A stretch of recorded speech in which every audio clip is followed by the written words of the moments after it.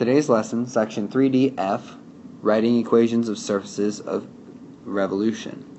So here in example 1, we want to be able to graph a surface of revolution and write an equation of the surface generated by revolving the given curve about the indicated axis.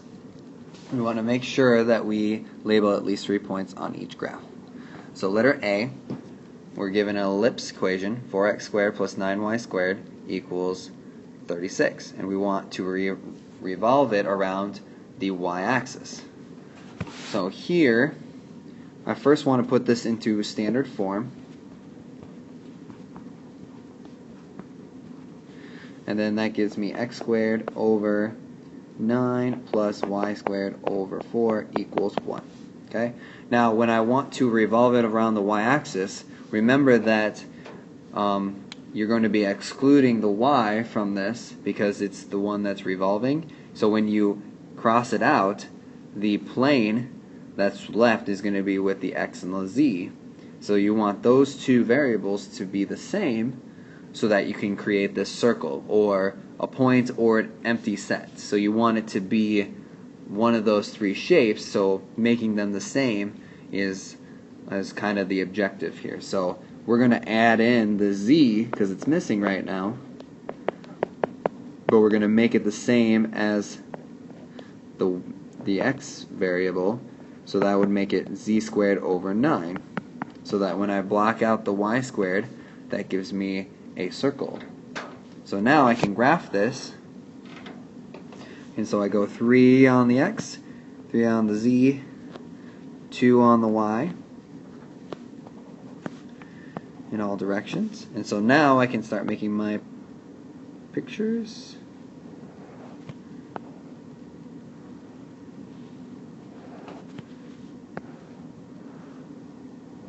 Okay, and that's a pretty bad picture of an ellipsoid, but remember that they don't have to be perfect. And then I can label, so I get -3, 0.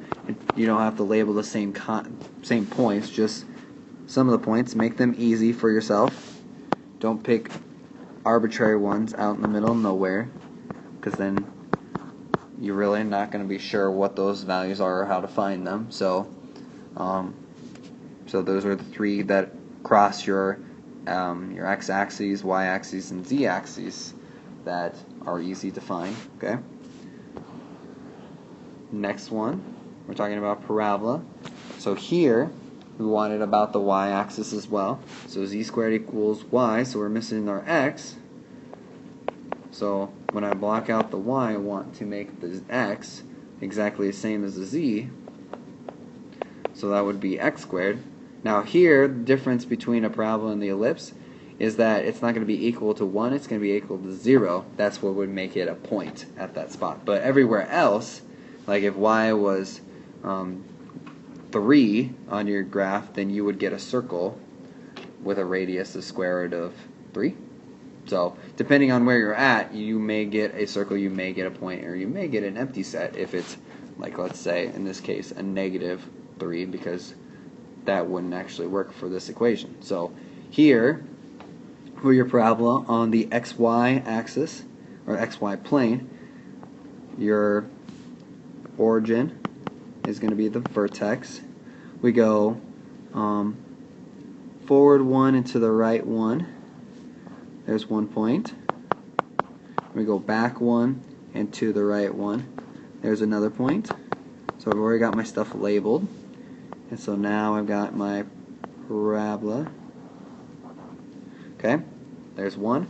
And the xz axis, that's your point, so you can skip that one.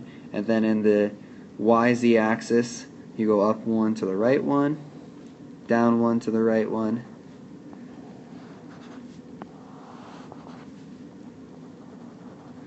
Okay, and then you got your paraboloid. Okay. Next equation is going to be for hyperbola. So it's x squared minus 16z squared equals 64. Same like the ellipse, I want to put it in standard form. So I get x squared over 64 minus z squared over 4, which equals 1. This one's about the z-axis, so I want the y to be the same as the x.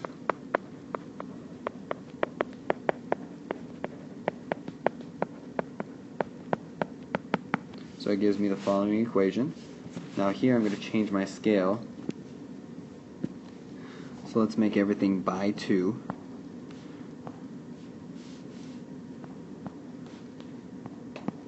Okay, so on the x one, that takes us 4 back and 4 forward. For the y, it takes us 4 out and 4 to the left. And then for the z, it moves us just up 1 and down 1. Okay, so now you've got this big ellipse for your xy plane, and then for your z, now we can kind of create the hyperbola. So I'm going to go and kind of make my hyperbolas here. So for the xz plane, I've got these two lines.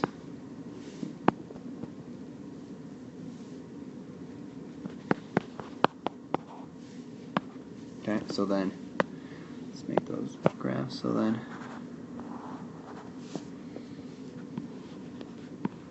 and then for your y,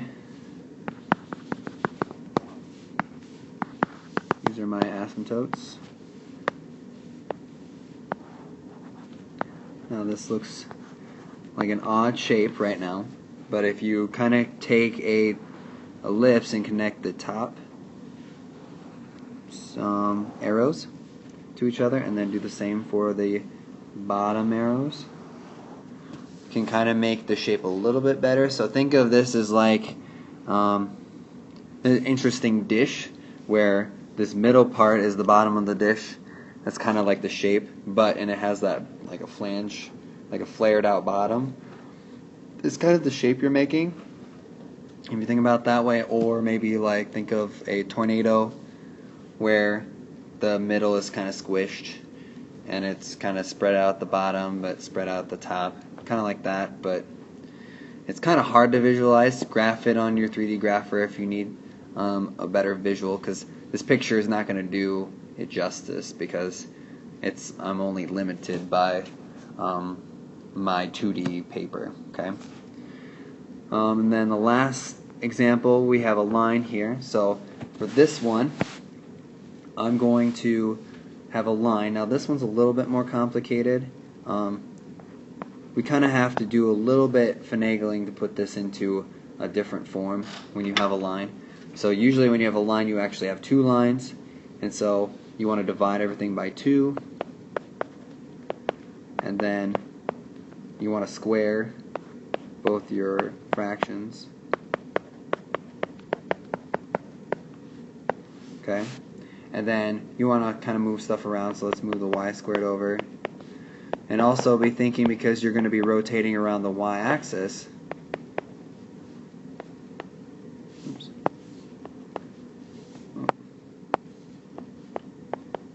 that your x and z are going to be the same. So here, because x squared is over 1, your z squared is also over 1, but now you're equal to 0. So this is where the 2 lines kind of happen.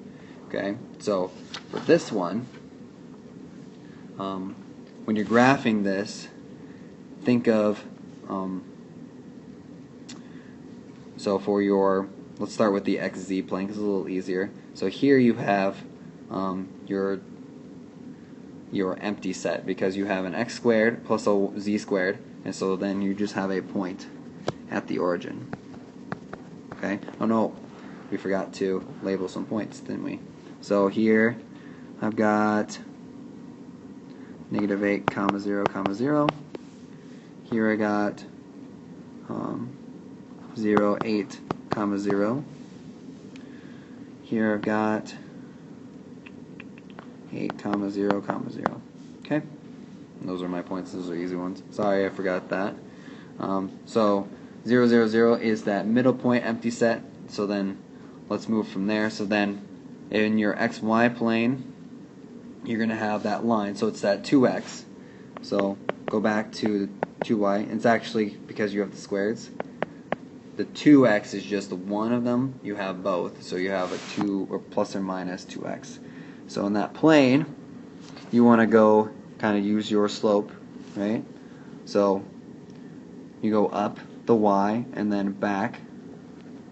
So there's one point, and then do the same. Okay? And then the other direction. So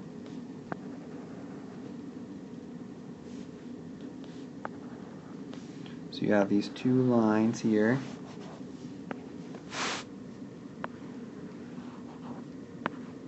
Okay, now this one's probably going to be even harder to visualize than the other one.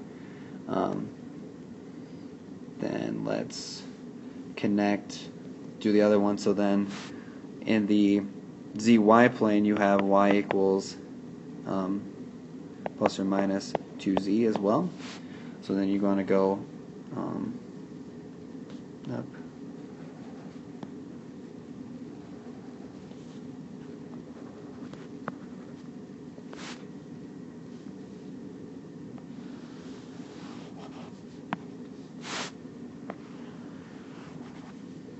Okay, so what you want to do is, because there's nothing in the xy plane, that means that you're going to have this circular thing on the top, so in the positive z-axis area, and you're going to have a funnel. So this is like the double cone kind of thing that we talked about. So you're going to have the cone on the bottom as well. So now, connecting them, you need to identify all the negative z equations. And so for this one, that would be a negative right there. This one would be a negative, negative, negative. This one's kind of easier. It's when you have to split them up to the side or in a different quadrant. Makes it a little harder. So here, you want to do your circles. So this one's a little easier to see just because of the separation in the middle. Some of your other points. This one down here was your 0, 2, comma, negative 1. And then this one was, let's say,